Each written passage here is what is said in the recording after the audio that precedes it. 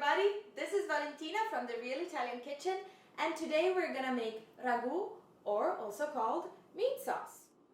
The ingredients you're gonna need to make the ragu, like my grandmother makes it, are 2.5 pounds of ground beef, a pound of sausage. I chose mild Italian, but you can choose the spicy one if you prefer. 5 stalks of celery, 1, 2, 3, 4, 5, cleaned off the tip and the bottom, as you can see. Ooh, shoot, sorry. There we go. They're cleaned and they're washed. Make sure you remove all the earth from them. 4 small carrots, as you can see. They're pretty small. If you find big ones, just use 2. 1 large onion, peeled. 2 small ones, if you can't find a large one. A large can of peeled tomatoes. The one I chose was 12 ounces. And the utensils that you're gonna need are a large pot, non-sticky, and a hand mixer. If you don't have it, don't worry, you can always chop the vegetables by hand. Olive oil, salt, and pepper. We're gonna start by preparing the vegetables.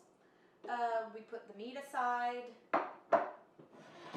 Here, so you can see what I'm doing. I'm gonna chop the onions in like 4 or as large pieces as your hand mixer allows.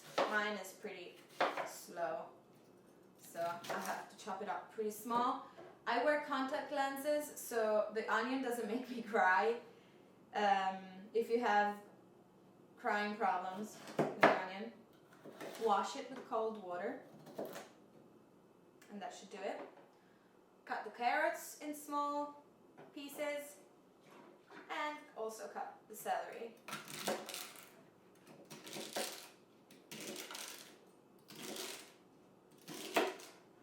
And then put small amounts in the hand mixer.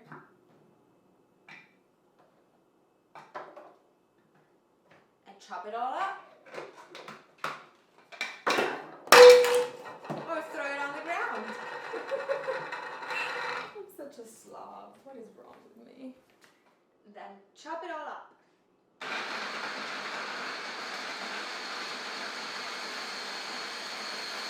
The vegetables aside.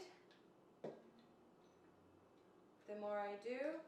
And the vegetables are gonna set a good base for our sauce. These are also the same vegetables that you need to make a successful vegetable stock or chicken stock. And I will show that to you in a couple of weeks. And you keep doing this until you're all done with the veggies. Alright, I'm all done with the veggies. I prepared them, I chopped them up. Now I'm gonna cover the bottom of the pan with some nice, good olive oil. And since we're working with so much meat, don't be shy with the olive oil. Cover the bottom of the pan with olive oil. I added the vegetables. It can get a little loud. Stir it around with a wooden spoon. And let it cook for 3 to 4 minutes. You can turn the fire back up.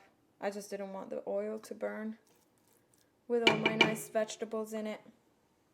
While we wait for the vegetables to cook, we're gonna prepare the sausage.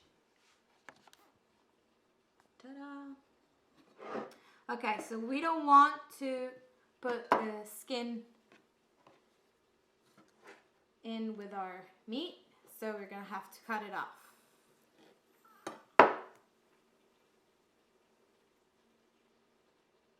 Just like that. Shred the sausage so it won't turn into just a gigantic bowl when you cook it. I bet our vegetables are ready now. Our vegetables are all ready.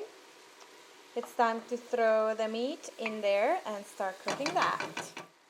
Turn the fire down, and literally, this is what I'm gonna do because I only have one hand. I'm throwing the meat in there. With your wooden spoon, break it all apart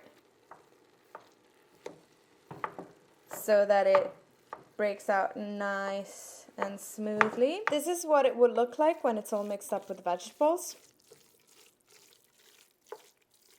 And now we're gonna add the sausage. Once you've gone through these steps, see how the sausage is all mixed up evenly with the meat and the vegetables? You can turn the fire up.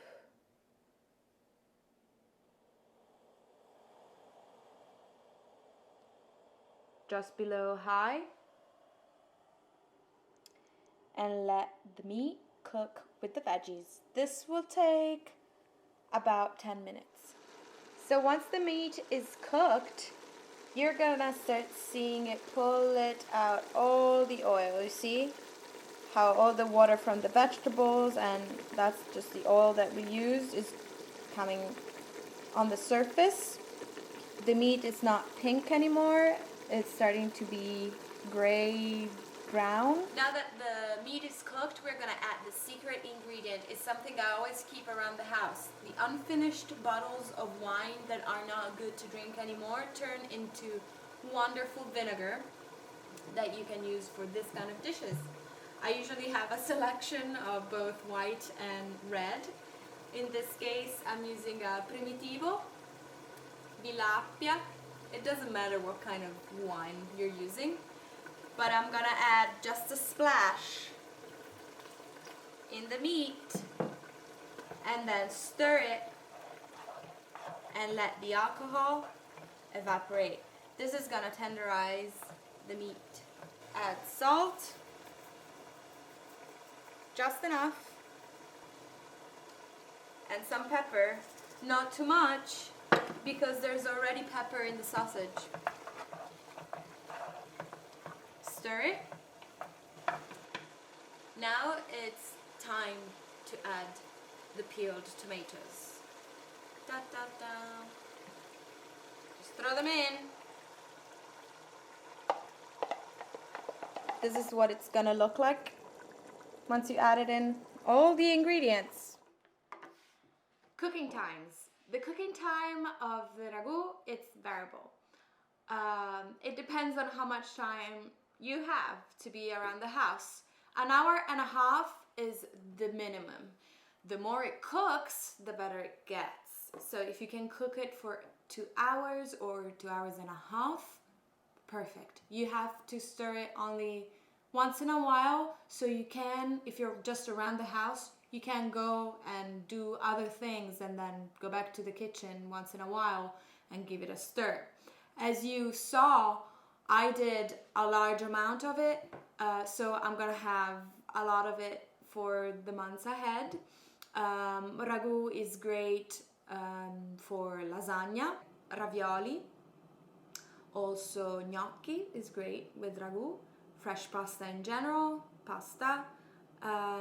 My boyfriend even makes sandwiches with it. This is the ragu after it cooked for 2 hours and a half. My boyfriend tried it. He says it's really good. So I'm gonna make separate containers, 3 spoons each, and put it away. Thank you for following The Real Italian Kitchen. Once again, I'm Valentina.